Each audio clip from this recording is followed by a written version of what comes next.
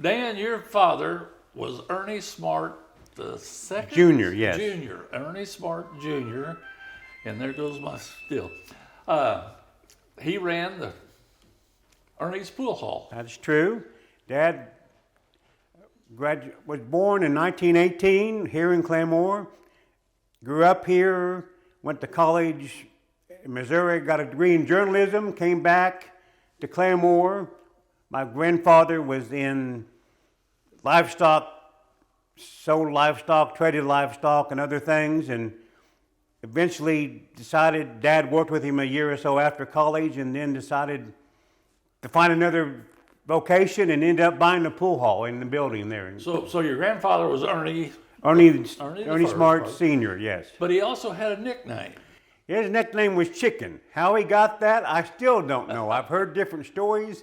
It never was really talked about. I know Dad told me one time when they were working together, he referred to him or said something about chicken, and my grandfather looked at him and said, "I am your father. You can call me Dad or Ernie, but Chicken is not what you're going to call me." So I really don't know the full story behind that, but Chicken was his nickname, and I think that's what everybody knew him by. Now, did he run an auction? You said something about livestock. He did. He had an livestock auction that I remember. I never knew So the it was building. livestock, yeah. Livestock, yes. Okay, all right. Cattle, sheep, and you name it. I guess he traded in it, which was there where the Planet Fitness now was, which was the old Safeway. Okay, yes. Right on that corner, I believe, if I understood right. Okay, all right. Did he have the pool hall, your grandfather? I think I don't know if he owned the building before they purchased or took over the pool hall from another gentleman that was running it, and that was probably in the early 40s. Okay. So I don't know if he bought the building and took over the business at the same time, or if he had the building before Dad started running the business. Well, normally when you think of a pool hall, you think of a dark, dingy, smoky-filled haven for men. That's true. And this wasn't Ernie's Pool Hall. No, it wasn't. I do say most of the guys, or most of the clients or customers were men or of male persuasion. A few ladies would come in occasionally, but he ran it tight. Yes. You know, he wasn't letting any swearing. He didn't have alcohol in the place. If you messed up and didn't toe the line, you're out the door. That's right. And I want to say probably every teenage boy in Rogers County at one time went in that pool hall. More than likely. It was a great place to hang out. And like you said, there was no meanness. No meanness no, at he all. didn't take things. And Ernie was a small man in height. But boy, he told the line, like you said. When he barked, people listened. That's for sure.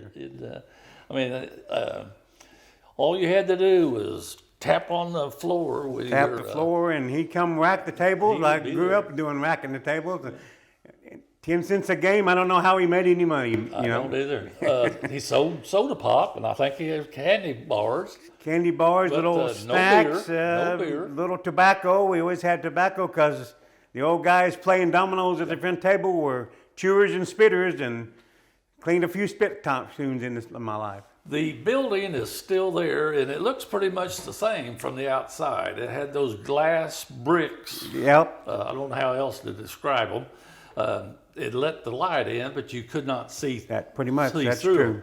But you had the door, and you walked in the door, and you had four There was a domino total. tables, There I was a believe. total. Originally, there was 8 pool tables in the 8 building. pool tables. But the first thing you saw was the domino table. Well, the domino tables are right up in the front area by the counter where the register was, and the pop was sold, and the candy was displayed, and it was kind of there by the front windows in the front window. Then the pool tables were in the back of the building. Usually the older men was the ones playing domino. Pretty much. And they also played a game, I think they called it rummy, that I don't really remember. I remember seeing him playing it on occasion, but I never played the game and never learned it, and he kind of phased it out as time went on.